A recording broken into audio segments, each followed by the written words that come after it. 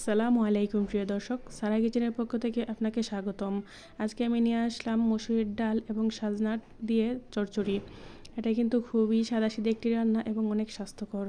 এটা গরম ভাত বা রুটির সাথে খেতে কিন্তু অসাধারণ।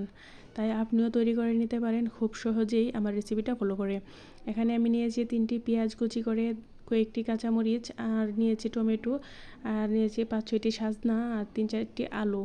সাজনাগুলো শক্ত খালটুকু কিন্তু উঠিয়ে আমি পরিষ্কার করে ধুয়ে নিয়েছি, দেখতেই পাচ্ছেন। আর নিয়েছি 2 চা চামচ আদা রসুন বাটা, 1 চা চামচ মরিচ, 1 চা চামচ হলুদ, হাফ চা চামচ জিরা গুঁড়া, 2টি তেজপাতা, আর 1 কাপ মসুরির ডাল আগে থেকে ভিজিয়ে ধুয়ে পরিষ্কার করে নিয়েছি। তাই প্যানে দিয়ে দিব তেজপাতা আর পেঁয়াজ দিয়ে বেরেস্তা করে নেব। আর এদিকে মশলাগুলো পানি দিয়ে গুলে পেঁয়াজ বেরেস্তার মধ্যে আমি দিয়ে দেব, দিয়ে একটু কষিয়ে নেব।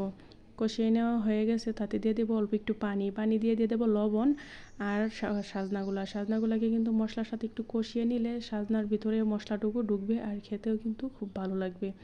লবণটা একটু কম হয়েছিল, তাই একটু লবণ দিয়ে ঢাকনা দিয়ে ডেকে রেখে দিলাম। এখন দিয়ে দিব মসুরির ডালটা দিয়ে একটু ভাজা করে একটু ভালো করে মিক্স করে কষিয়ে নেওয়া হয়ে গেছে। এখন এতে দিয়ে দেবো পানিটা পরিমাণ মতো দেবেন। এখানে যদি চচ্চড়িটা কিন্তু কম পানি দিয়ে রান্না করতে হয়, বেশি পানি দিলে এটা খেতে ততটা ভালো হয় না। দিয়ে দিলাম টমেটো দিয়ে কিছুক্ষণ ঢাকা দিয়ে রেখে দিয়েছিলাম। এখন দেখুন আমার রান্নাটা কমপ্লিট হয়ে গেছে। দিয়ে দেবো শেষ পর্যায়ে কাঁচামরিচটা দিয়ে 2-1টা বলক উঠিয়ে আমি নামিয়ে নেব। দেখুন আমার চচ্চড়িটা কিন্তু তৈরি হয়ে গেছে। যদি ভালো লাগে লাইক, কমেন্ট এবং সাবস্ক্রাইব করে দেবেন। ধন্যবাদ এতক্ষণ পাশে থাকার জন্য।